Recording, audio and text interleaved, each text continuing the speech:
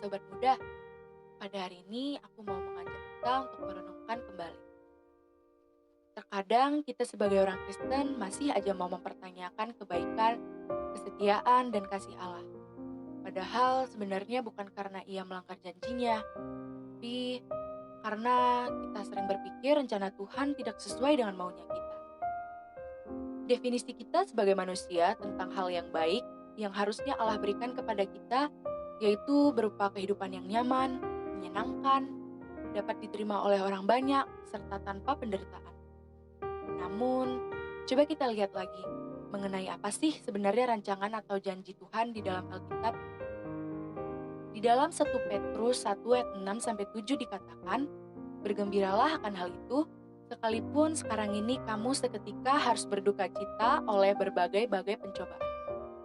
Maksud semuanya itu ialah untuk memurnikan kemurnian imanmu, yang jauh lebih tinggi nilainya daripada emas yang panah, yang diuji kemurniannya dengan api, sehingga kamu memperoleh puji-pujian dan kemuliaan dan kehormatan pada hari Yesus Kristus menyatakan dirinya. Roma 5 ayat 1-5 juga mengungkapkan, sebab itu, kita yang dibenarkan oleh iman, kita hidup dalam damai sejahtera dengan Allah oleh karena Tuhan kita Yesus Kristus. Oleh Dia, kita juga beroleh jalan masuk oleh iman pada kasih karunia ini.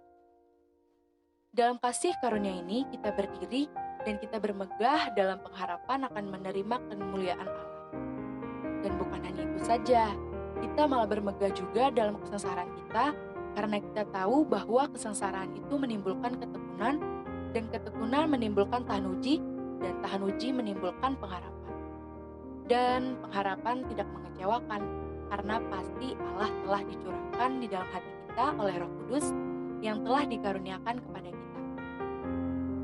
Sobat muda, ternyata dalam Alkitab pesan tersebut konsisten dalam setiap ayat yang disebutkan.